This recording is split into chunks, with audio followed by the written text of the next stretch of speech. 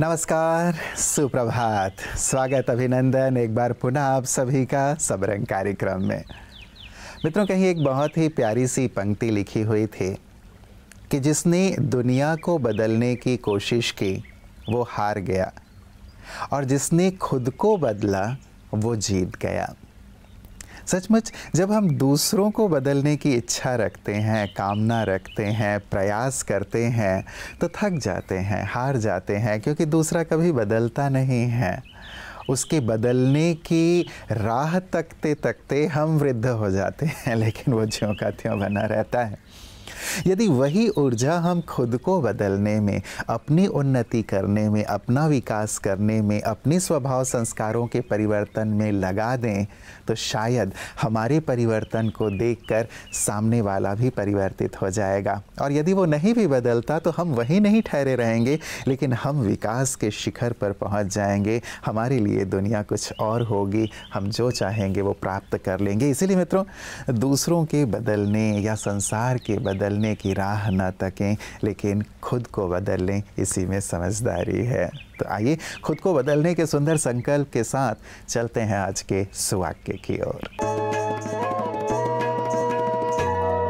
दर्द सबके एक हैं, पर हौसले सबके अलग अलग हैं। कोई हताश होकर बिखर गए, कोई संघर्ष करके निखर गए। दर्द सबके एक हैं, यानी कि आज के भाग दौड़ की ज़िंदगी में, तनाव की ज़िंदगी में किसी न किसी प्रकार का दर्द, शिकायत या दुख कहीं न कहीं लोगों के दिलों में रहता ही है। लेकिन इन सब से अपने जीवन को निखारना, उसके लिए हमारे जीवन में संघर्ष आवश्यक है। अगर हम संघर्ष को भी खुशी से करते हैं क्योंकि हम उससे निखर जाते हैं, तो इसके लिए हम अपने जीवन में कभी भी आत्मविश्वास को नहीं छोड़े और आगे बढ़ते जाएं। ओम शांति। मित्रों, किसी ने किसी से पूछा कि यदि कोई अपना छोड़कर चला जाए तो क्या करोगे? तो बड़ा सुंदर सा जवाब आया सामने से कि जो अपना होता है वो छोड़कर नहीं जाता, और जो छोड़कर चला जाता है वो अपना नहीं होता। बड़ी गहरी सी बात है मित्रों, संबंधों को लेकर। हम संबंधों को इस शिद्दत से निभाएं, इस अपनेपन के साथ निभाएं कि ना कोई हमें छोड़कर जाए, ना हम किसी को छोड़कर जाएं। संबंधों में यही खासियत, यही मिठास, यही अपनत्व यदि समाया हुआ हो तो घर जन्नत बन जाता है। संबंध जन्नत का एहसास कराने लगते हैं। क्यों ना हम इस खासियत को अपने व्यक्तित्व में शामिल करें। दूसरों को ना देखें कि ये ऐसा करता है या ये ऐसा करता है, इससे संबंध निभाएं या ना निभाएं। यदि हम अपने संबंधों में ये गहराई रखेंगे तो दूसरा कतई हमें छोड़कर नहीं जाएगा। तो आइए संबंधों को ऐसी ही गहराई तक लिए चलने के सुंदर भाव के साथ चलते हैं अगले सेगमेंट की ओर। कल हमने नेशनल न्यूट्रिशन वीक के महत्व को समझा और उसके 6 खास विषय आपके साथ साझा किए। अब उसी यात्रा को आगे बढ़ाते हुए आज हम अपने पहले विषय की शुरुआत करते हैं, जो कि है बैलेंस्ड डाइट क्या है। क्योंकि सही पोषण की असली शुरुआत संतुलित आहार को समझने से ही होती है। अक्सर लोग सोचते हैं कि बस पेट भर लेना ही पोषण है, लेकिन सच्चाई ये है कि अगर थाली में संतुलन नहीं है तो शरीर धीरे धीरे कमजोर पड़ने लगता है। WHO की एक रिपोर्ट के अनुसार दुनिया में 70% बीमारियां गलत डाइट और पुअर न्यूट्रिशन की वजह से होती हैं। तो बैलेंस्ड डाइट आखिर है क्या? वो आहार जिसमें 5 फूड ग्रुप्स सही अनुपात में हो, carbohydrates, protein, healthy fats, vitamins और मिनरल्स। मतलब रोटी चावल से ऊर्जा, दाल पनीर से प्रोटीन, दूध मेवे से हेल्दी फैट्स और हरी सब्जियां फल से विटामिन्स और मिनरल्स, सबका साथ जरूरी है। एक आसान फॉर्मूला याद रखिए, थाली में जितने रंग उतनी अच्छी सेहत। जितनी कलरफुल आपकी प्लेट होगी उतना ही पूरा पोषण मिलेगा। तो आज से ही देखिए कि आपकी प्लेट सिर्फ भरी हुई हो या सच में बैलेंस्ड भी हो। कल हम इसी सीरीज को आगे बढ़ाएंगे और बात करेंगे प्रोटीन की जरूरत क्यों है, क्योंकि बैलेंस्ड डाइट का सबसे मजबूत आधार ही है प्रोटीन।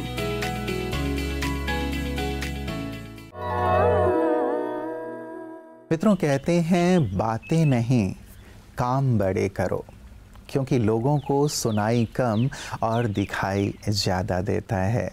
सचमुच लोग देखना चाहते हैं कि आप जो बोल रहे हैं क्या वो आपके जीवन में, आपके व्यवहार में, आपके व्यक्तित्व में है।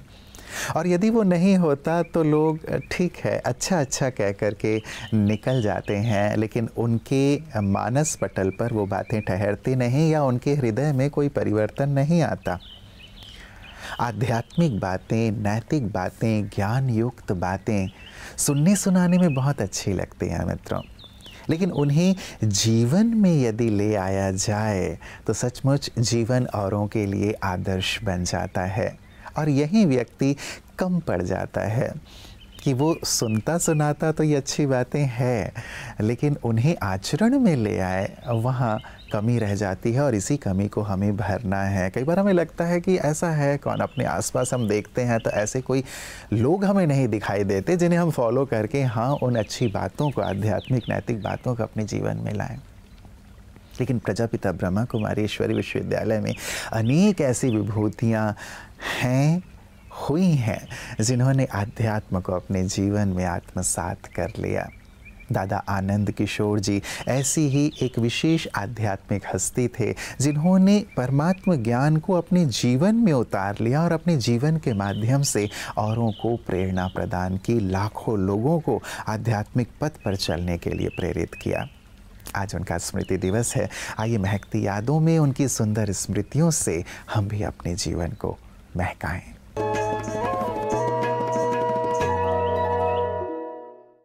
दादा आनंद किशोर का व्यक्तित्व बेहद खुशमिजाज और बेफिक्र बादशाहों जैसा था। यज्ञ के आदि रत्नों और ब्रह्मा बाबा के साथ आपका विशेष पाठ रहा है।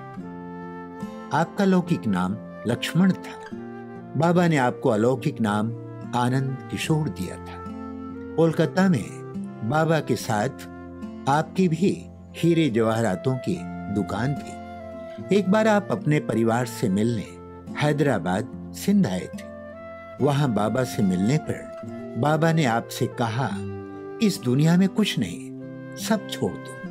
परिवार सहित आप सब कुछ समर्पित कर यज्ञ में आ गए। आप यज्ञ में सभी प्रकार के लिखने और अनुवाद करने की सेवा करते थे। आप मुरली को अंग्रेजी में लिखने और अंग्रेजी में देश विदेश में पत्र व्यवहार करने की सेवा के निमित्त बने। बाबा बड़े बड़े राजनेताओं जैसे जवाहरलाल नेहरू को पत्र लिखते थे और आप ही अंग्रेजी में उसका अनुवाद करते थे। जीवन भर आपने बाबा के ऑफिस का कार्य कुशलता पूर्वक संभाला। जब बाबा ने दादी प्रकाशमणि और दादी रतन मोहिनी को प्रथम बार जापान में विदेश सेवा के लिए भेजा, तब आप भी उनके साथ थे। बाबा के अव्यक्त होने के बाद 1970 से आप पांडव भवन में ऑफिस का कार्य संभालने लगे। 2 सितंबर 1998 को आपने अपना पुराना शरीर त्याग कर बाप दादा की गोद ले ली। प्रेरक व्यक्तित्व दादा आनंद किशोर जी का। वो कहा करते थे कि जीवन का सबसे कठिन दौर वो नहीं है जब आप ये कहो कि कोई मुझे नहीं समझ रहा है, लेकिन जीवन का सबसे कठिन दौर वो है जब आप खुद ही खुद को नहीं समझते। और खुद ही खुद को यदि समझना है तो खुद के लिए कुछ वक्त निकालना पड़ेगा, खुद के साथ बैठना होगा, खुद को देखना होगा। जबकि आप तो 24 घंटे बस लोगों के पीछे, काम के पीछे, सुख सुविधाओं और साधन के पीछे ही भागते रहते हो, तो खुद से मुलाकात कैसे होगी। आध्यात्म खुद से मुलाकात करा देता है और जीवन को आनंद से परिपूर्ण कर देता है। और यदि आप श्रीमद् भगवत गीता को देखें तो उसमें भी यही बात प्रभु ने कही है कि खुद के साथ भी तो बैठो। योग का भाव ही है खुद से मिलो, खुदा से मिलो। और यही चीज़ हम प्रतिदिन गीता ज्ञान अपनाओ और सफलता पाओ, उसमें सीखते हैं, जानते हैं। आइए चलें अपने इस सुंदर अगले सेगमेंट की ओर।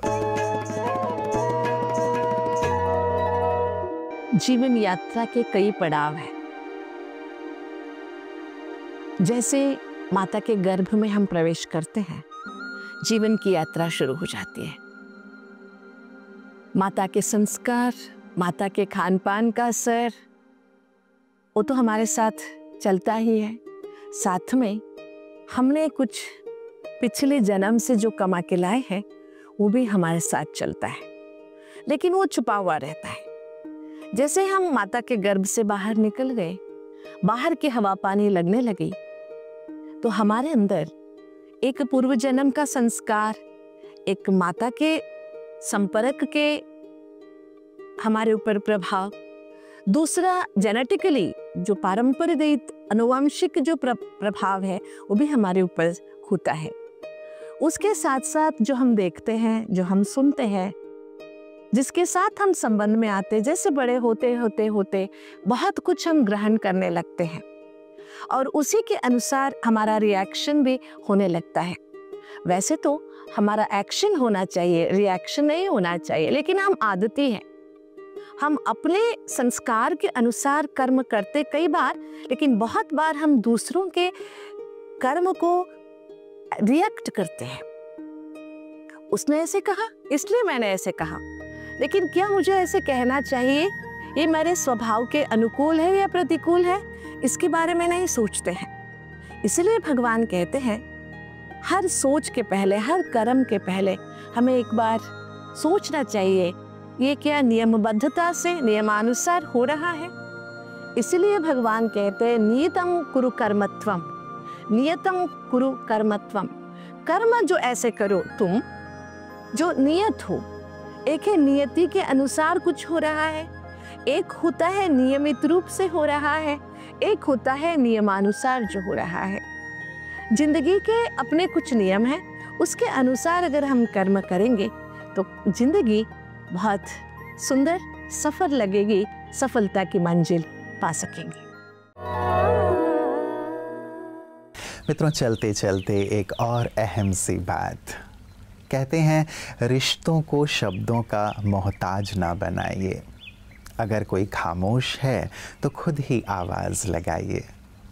कई बार खामोशी हो जाती है रिश्तों के बीच, तो रिश्तों में दूरियां बनने लगती हैं। हम सोचते हैं कि वो शुरुआत करे, वो सोचते हैं कि हम शुरुआत करें।